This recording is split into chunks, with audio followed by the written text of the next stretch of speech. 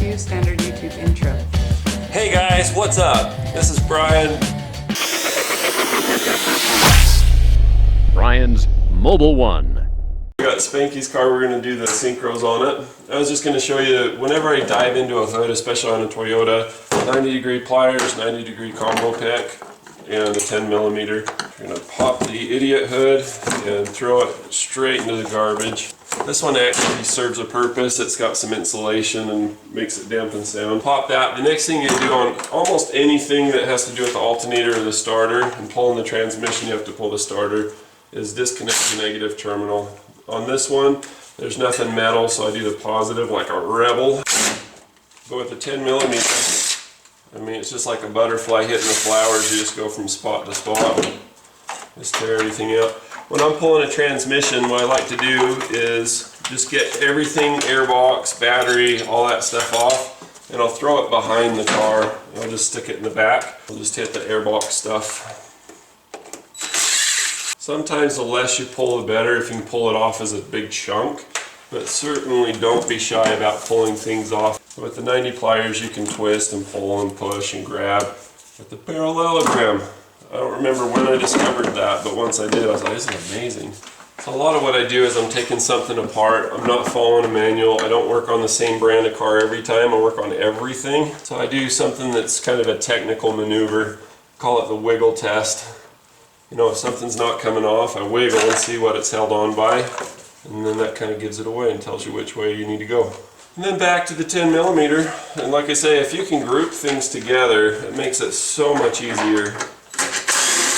You know, group your bolts together and put them with the part. If you can leave this bracket on this part here and just take off the other, then you're great. Say when I was working at the dealership going through used car after used car, just plowing through them, just do a whole bunch of this.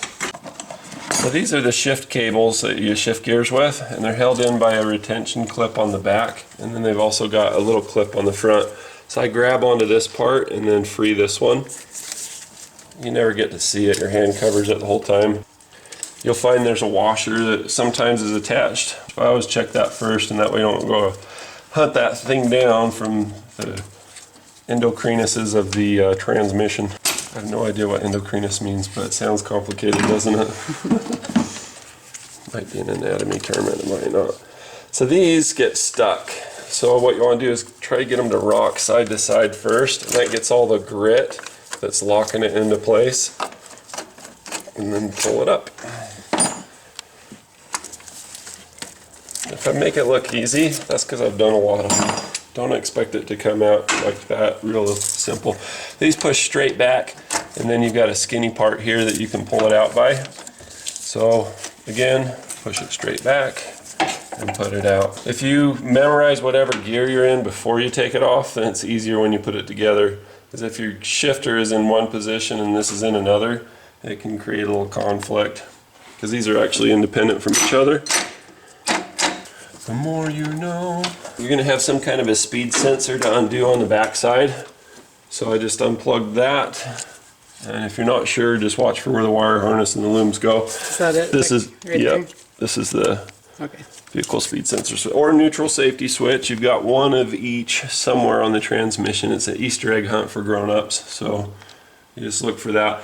There's three other things that we need to get addressed aside from the transmission mounts, and that's the CV axles are connected in there. You may want to drain the transmission so that it doesn't spill everywhere as you're pulling it out. You got the starter, and then you've also got the slave cylinder. Nope.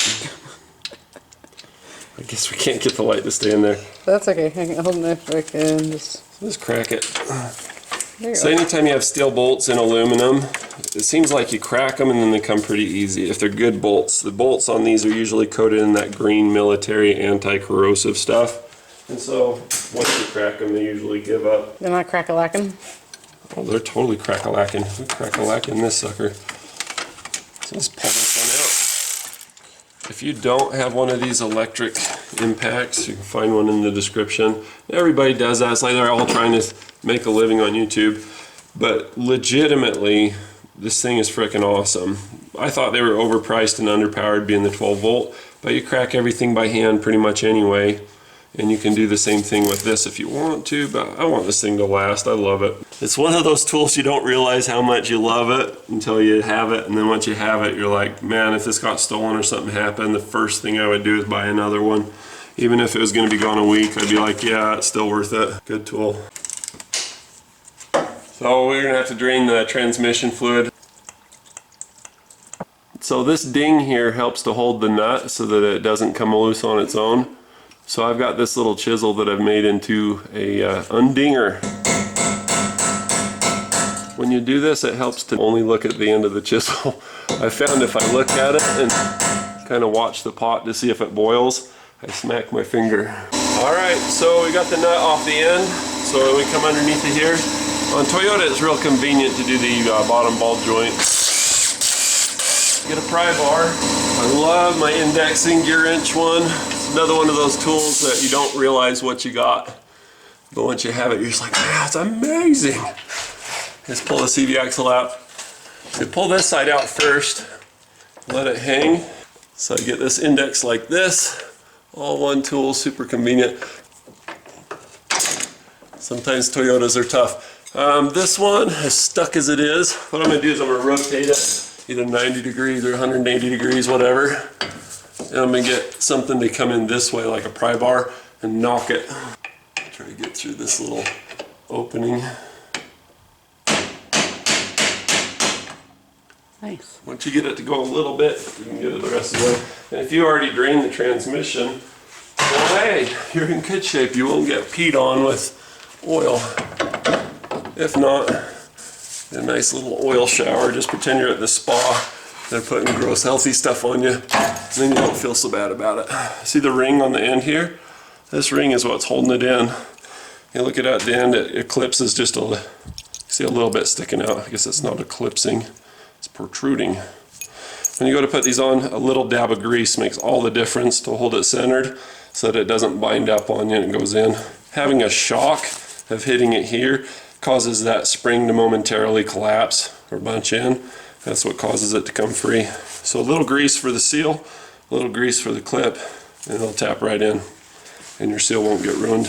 A little dabble do ya? A little dabble do ya. We got the cross member down, we've unbolted most of it. Now is a real good time to take a look at your motor mounts as you're pulling them out, but they're still attached. See if there's any cracks or Fig Newton cookie breaks. Ever do Fig Newtons, you break it and then they look like they're together again. That noise. So yeah, we're just hanging out pulling motor mounts, transmission mounts. So the other bolt for the starter is just right here. And before we get too far, it's a good idea to do all your unplugging and loosening. Disconnect your battery, because otherwise this is basically a straight shot from your positive cable. So if it's connected and you touch this to anything else, you got a little arc welder on your hands. Zappy crappy. That's why I love this tool so much. It's like a place of zen. It's noisy, so your thoughts go blank, you relax, you're not moving. Just meditate for a minute. It's a mechanic meditation moment. In those meditation moments, often what I'll do is I don't meditate, but I think ahead of what else I need to take off or pull or look at. 3 of the 4 motor mounts that hold the engine transmission assembly, all this power plant stuff in there, are all on the transmission. You gotta pull them all off. So we've got this bridge over troubled waters come along, and this motor mount holding the engine assembly in place. You can see where the motor mount is back here, where you got the bolts pulled out of, and that basically has to go straight up. So we're just about ready to pull. Also got the bolts pulled out. You'll notice that the camera work gets progressively more shaky the more physical the job becomes, and the vocabulary goes away because you go full right brain, full muscle pump. Everything's just kind of pulled off in such a way that it can come off. You got all the bell housing stuff. And the biggest thing is just the motor mounts in the back. If you look at the back of the engine, that's kind of a process because they're a Chinese puzzle. You have to get this motor mount with the stud in this hole to come up high enough to get rid of the cross member. And once those are done and you have the cross bolt out, then you can get the little bolt on the back side of here that's being blocked in by the rest of it. But once all that's out, pretty much good.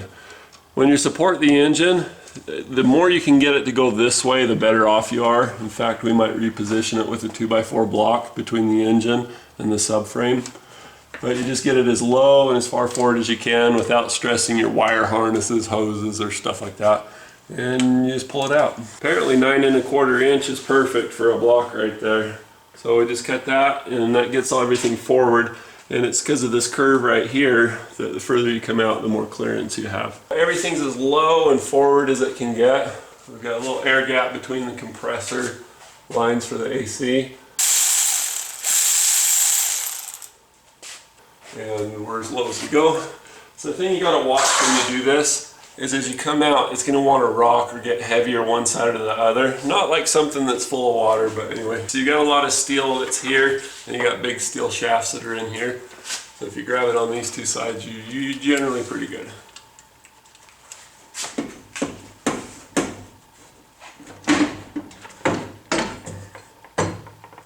Just like that. No sweat, except I'm sweating. Bottle, bottle.